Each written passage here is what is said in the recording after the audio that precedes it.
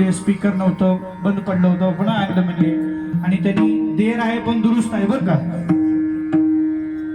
शेवट गोड केला त्यांनी, छान.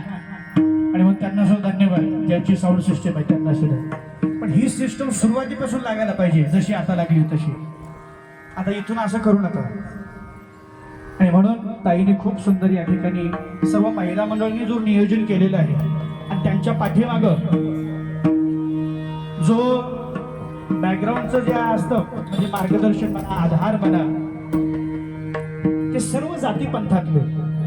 कारण संगमेश्वर भगवान हे एकट्या दुःख्याचं दैवत नाही, भगवान शिव हे एकट्या दुःख्याचं दैवत नाही. ज्ञानेश्वर माऊलींचं दैवत, प्रभू रामचंद्राचं दैवत, कुलदैवत जर कोणतं असेल तर ते भगवान शिव. ज्ञानेश्वर माऊलींचं दैवत त्यांनी सांगितलं आदिनाथ गुरु सकळ सिद्धांचा. दुसरी गोष्ट नरहरी सोनार, त्यांनी भक्ती झाली. असं नाही की विशिष्ट समाजातल्याच लोकांनी भगवान शिवाची भक्ती करायची असते. नरहरी सोनार. दुसरी गोष्ट ज्याला आपण आता कोमटी समाज म्हणतो, कोमटी समाजाचं दैवत कुलदैवत जर काय असलं, बऱ्याच ठिकाणी संगमेश्वर कुलदैवत आहे. बरोबर आहे. असं नाही की एकट्या दुःख्या वाण्या जन्माने फक्त भक्ती करावी बाबाडो, असं नाही. ते संगमेश्वर भगवान जे आहे, शिव भगवंत जो आहे, छत्रपती शिवाजी महाराज तलवार घेतली, शत्रूवर विजय मिळवण्यासाठी ज्यावेळेस पहिला नारा जर लगावला कोणता, तर त्यांनी हर हर हर हर हर महादेव, छत्रपती शिवाजी महाराज. मराठा मराठा तो मराठा, जो गेल्यावरच हाटला तो मराठा. बरोबर. दुसरी गोष्ट अहिल्याबाई होळकर, जी माऊली धनगरपुरामध्ये जन्माला आली, त्या माऊलीनं 12 ज्योतिर्लिंगाचा जीर्णोद्धार केला. समाज मी सांगतो एकट्या तुमच्या समाजाचं नाही, धनगराच्या कुळात असेल, कुठेही असेल, सर्व जाती कुलगोत्र पाहे शंकर भक्ताचे माहेर स्वामी माझा.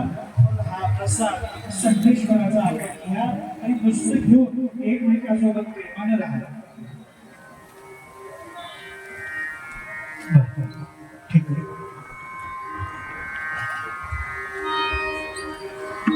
वाढवा 10-15 मिनिटं वाढलं तर काय हरकत नाही.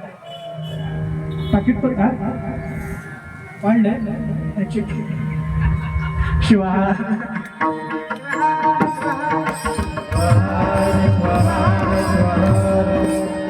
मला त्यांनी असं केलं, मला वाटलं पाकिट पण वाढलंय, काळजी करू नका असं म्हणण्यासारखं वाटलं.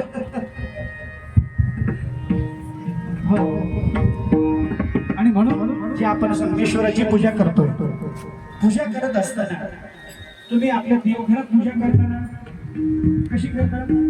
प्रत्येक देवाच्या तोंडाला केळं पुसतात नाही, भात पुसतात नाही. पण संगमेश्वराच्या मंदिरात आलो, संगमेश्वराला मी केळी लावतो, भात लावतो, नैवेद्य लावतो. नैवेद्य दाखवायची तुम्हाला खरी पद्धत सांगू का? नैवेद्य दाखवून इथं ठेवायचा नाही.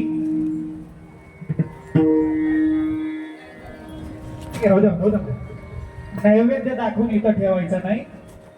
त्याला कुठेतरी पायदळी तोडवण्यापेक्षा तो नैवेद्य दाखवायचा, घास सोडून संगमेश्वराला समर्पण करायचं पाणी फिरून, आणि तो नैवेद्य आपल्या घरी घेऊन जायचा. प्रत्येकाने नैवेद्य, तुम्ही ज्याही वेळेस नैवेद्य दाखवायला येतात तो घरी घेऊन जायचा. आणि आपण ज्यावेळेस सगळे पंगत बसते आपल्या घरातली जेवायला प्रसाद घ्यायला बसतो, त्यावेळेस तो संगमेश्वराचा प्रसाद म्हणून प्रत्येकाला तो प्रसाद वाढायचा.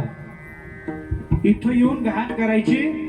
जसं आपण आपलं घर, आपला देवाला जसं पवित्र ठेवतो, तसं आमच्या संगमेश्वराचं मंदिर सुद्धा पवित्र ठेवणं ही एकट्या पुजाऱ्याची जबाबदारी नाही किंवा कार्यकारी मंडळांचं जबाबदारी नाही, प्रत्येकाचं कार्य आहे. आता इथं पडलेला एक कागदाचा तुकडा जर कुठं पडलेला दिसला, एकेकाने उचलला, तर आमच्या संगमेश्वराचा परिसर एवढा स्वच्छ आणि सुंदर दिसेल की येणाऱ्या जाणाऱ्याने सुद्धा लक्ष इथं वेधलं पाहिजे की हे संगमेश्वराचं मंदिर आहे, पवित्र मंदिर आहे. कारण इथलं पावित्र्य आपण राखलं पाहिजे. म्हणून बेल फूल वाहत असताना सुद्धा व्यवस्थित बेल फूल वाहा. भस्म सुद्धा लावत असताना भगवंत आपला संगमेश्वर सुंदर दिसला पाहिजे. आपल्या कपाळावर आपण कसंही ओढतो का? संगमेश्वराच्या पिंडीवर असं बी ओढतात, पुन्हा असं बी ओढतात, अधिकचं चिन्ह काढतात. आपल्या कपाळावर बी काढा अधिकचं चिन्ह, जमल का? आपण कसं म्हणतो आरशामध्ये बघून असे 3 पट्टे बरोबर आले पाहिजे, तसं संगमेश्वराला सुद्धा पट्टे असे बरोबर आले पाहिजे, सुंदर. आमचा भगवंत सुंदर असावा. तो कसा आहे? रूप सगुण सुंदर. म्हणून संत म्हणतात माझ्या शंभूचे रूप सुंदर माझा मुखाचा ईश्वर. तो सुंदर आहे, त्याला सुंदर ठेवावं आणि आपण सुद्धा सुंदर होण्याचा प्रयत्न करावा. तशा प्रकारची सद्बुद्धी अनंत कोटी ब्रह्मांड शिवप्रभू तुम्हाला सर्वांना देण्याचा प्रयत्न करू. मग आता नैवेद्य दाखवत असताना कसा दाखवणार? काही तर ठेवणार. केळी पुसणार का? भात, दही, सुंदर अभिषेक पूजा करा आणि तो नैवेद्य आपल्या घरी प्रत्येकाने घेऊन जायचा. वाहिलेला बेल सुद्धा आपल्या पायदळी तुडू नये. भगवान शिवाच्या प्रत्येक देवाला फेरी आहे मंदिराला, पण महादेवाच्या मंदिराला कुठल्याच फेरी नाही. जी महादेवाची जलहारी आहे, अभिषेक जिथून जातो, पाणी जिथून वाहतं, ती कधीच ओलांडायची नसते. जर ते ओलांडलं तर आपलं पूर्ण पुण्य समाप्त होतं. आणि याच्यासाठी पुष्पदंतानं महिम्न स्तोत्र लिहिलेलं आहे. महिम्न स्तोत्र नाही, ते गचच होईना गेले. मी बघितलं त्याला प्रयत्न करून, त्याने आणूनच ठेवलंय तसलं, कुणालाच हाल ना ते तस.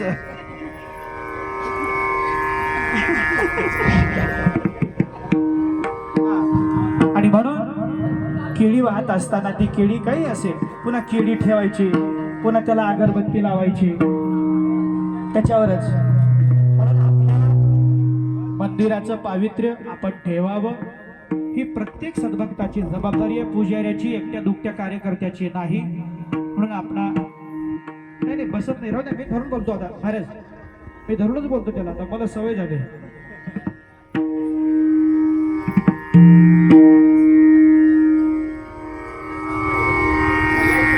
म्हणून एवढा सुंदर कार्यक्रम आमच्या महिला मंडळाने, पूर्ण संगमेश्वर भगवंताच्या मंदिराचं जे कार्यकारी मंडळ आहे, सर्वच पूर्ण कार्यकारी मंडळ, इथं सर्वांनी सहकार्य आणि सहाय्य. जो एक पैसा देगा उसे वो 10 लाख देगा. इथं जर संगमेश्वरला दान दिलं कोणी तर तो किती पटीनं आपल्याला देणार आहे त्याचं गणित नाही बरं का. म्हणून इथले भगवंताच्या पायी आपण आपली भक्ती तन मन आणि धनानं समर्पित राहावं. म्हणून ज्या महिला मंडळाने एवढा सुंदर कार्यक्रम केला, पूर्ण श्रावण महिना शिवपाठ, ते आमच्या महिला मंडळासाठी एकदा सर्वांनी जोरात टाळ्या वाजवा. आणि एवढा सुंदर कार्यक्रम या ठिकाणी आमच्या कार्यक्रमाला उपस्थित गायनाचार्य कपिल महाराज बनसोडे करंजीकर, अगदी आपल्या संप्रदायाचं वैभव, एवढे सुंदर गुणीजन गायक गायक म्हणून या ठिकाणी आजच्या कार्यक्रमाला लाभलेले. आणि त्याचबरोबर आमच्या महिलांमधून सुद्धा आमच्या नागलगावच्या ताई, मुन्ना ताई ना, ते टोपण नाव आहे, शैलजा ताई, आमच्या शैलजा ताई अगदी सुंदर गातात. अगदी कुठल्याच गोष्टीची कमतरता उणीव भासू दिली नाही. आणि इथं उपस्थित सर्व आमचे महिला भजनी मंडळ बरं का, प्रत्येक महिला भजनी मंडळ ज्याने सुंदर काळाची साथ दिली, सर्वांनी टाळी वाजवा. कारण आम्ही एकटे दुखते कोणी नाही हो. महिला मंडळांचं योगदान आहे 80%. 80% महिला मंडळांचं योगदान जास्त आहे. महिलांचं संख्या सुद्धा 80% बरं, 20%च आहे.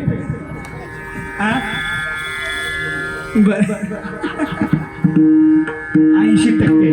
आणि धर्म सुद्धा महिलांनी सांभाळाय बरं का जास्ती. म्हणून आजकाल पुरुष मंडळी ही कमी आहे. पुरुषांची संख्या जर कुठं वाढली असेल तर बऱ्याच पुरुषांची, म्हणतो बरं का, सर्व नाही, बारवर, धाब्यावर.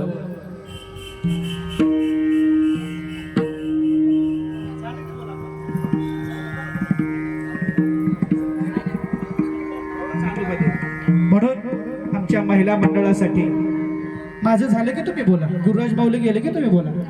एवढं सुंदर कार्यक्रम महिला मंडळाने आयोजित केला. आमच्या त्या महिला मंडळांसाठी धन्यवाद. आणि अगदी सुंदर हार्मोनियमची साथ करणारे आमच्या ताई त्यांना सुद्धा खूप खूप धन्यवाद. खूप सुंदर पेटी हार्मोनियमची साथ केली आणि ज्यांनी सुंदर मृदंग वाजवला असे आमचे ज्ञानेश्वर महाराज आवसेकर खूप सुंदर मृदंग वाजवला. तसेच आजकाल मोबाईलचा वापर चालू झाला महाराज. मोबाईलचा उपयोग सदुपयोग बी तेवढाच आहे आणि दुरुपयोग सुद्धा तेवढाच आहे. म्हणून मोबाईलचा सदुपयोग झाला पाहिजे म्हणून आमचे स्वामी सर आणि युट्यूब चॅनल दोघांचे आहेत ना, ते त्यांचं नाव मला माहिती नाही. नागेश झुंगा व ये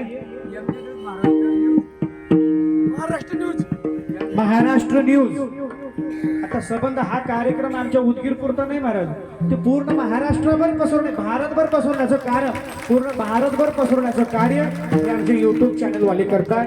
अगदी सुंदर जसं आपण सुरुवातीपासून उभं टाकलं त्याने कुठेतरी बसले का पूर्ण कळसाचा कार्यक्रम दाखवला. कळस कसा बसवला, कीर्तन कसं चालू झालं, भजन कसं चालू झालं, पकवाज कसा वाजतोय, अगदी सुंदर पद्धतीने त्यांनी या ठिकाणी चित्रफित तयारी केलेली आहे. त्यांना सुद्धा दोन्ही युट्यूब चॅनल वाल्यांना धन्यवाद, खूप खूप धन्यवाद.